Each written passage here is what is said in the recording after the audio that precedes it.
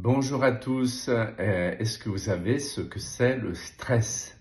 Alors le stress, c'est un mot totalement utilisé depuis ces dernières années, des dizaines d'années, mais on en parle beaucoup ces derniers temps, évidemment parce qu'il est responsable enfin en tout cas on le voit négativement, responsable de beaucoup de psychopathologie, de pathologies, de problèmes physiques de tous ordres, de problèmes de relationnement, de relations avec les autres. Et donc le stress, c'est un peu au cœur de nos sociétés modernes. Alors il va falloir un peu relativiser les choses et séparer un peu les choses. On va peut-être parler d'abord dans un premier temps de stress négatif. Ou de stress positif d'abord, ensuite on verra le stress négatif et ça va vous intéresser. Alors le stress positif, on a besoin de ça parce que c'est ce qui nous permet d'aller de l'avant, de résoudre nos problèmes, de résoudre nos tensions internes. Dans l'exemple facile qui crée du stress, la faim, la soif, ça crée des tensions internes, donc c'est du stress et ça fait agir sur les hormones, l'adrénaline, et donc ça nous met en état de tension.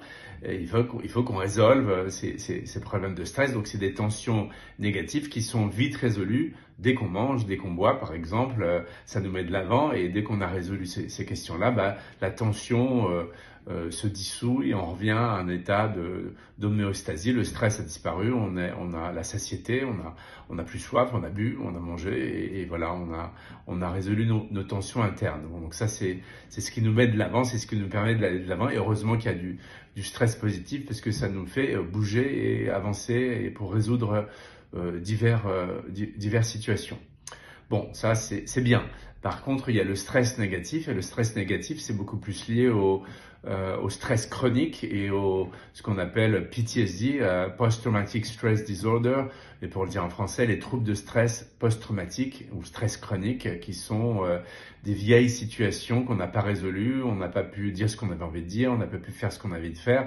En général, c'est lié au traumatisme qu'on a subi pendant l'enfance, l'adolescence ou même la vie adulte, que ce soit des traumas de développement, ce qu'on appelle en psychologie les traumas de développement, problème d'abandon, on ne s'est pas senti en sécurité, on ne s'est pas peut-être suffisamment senti aimé, et donc on appelle ça des traumas d'attachement ou alors des traumas de choc. On a subi divers problématiques qu'on n'a pas résolues, qu'on n'a pas clarifiées. Ça peut être des accidents de voiture, des chutes, des attaques, divers traumas de choc, des opérations chirurgicales qui sont après lesquelles on n'a pas été dans son assiette. Voilà, donc ça a accumulé des tensions internes, du stress et on l'a pas forcément résolu. Et donc ça c'est problématique parce que vous, les dentistes, dans vos relations avec vos patients, si vous avez accumulé du stress et vous ne savez pas le gérer, ça crée des problèmes de relations, ça peut créer des problèmes de clarté d'esprit pour trouver une solution à un problème médical. Ça peut créer des problèmes de précision dans le geste et donc le stress, on est peut-être un peu moins précis, moins clair dans ses idées, le plan est peut-être pas suffisamment clair. Et même les problèmes intimes de sa vie personnelle qui contaminent la vie professionnelle aussi si on ne sait pas régler son stress personnel. On n'a pas assez de sport, on fait pas assez d'exercice, on respire pas assez, on sait pas se détendre, on n'a pas appris à respirer et donc voilà, ça peut amener des problématiques d'ordre professionnel et il est important de les résoudre.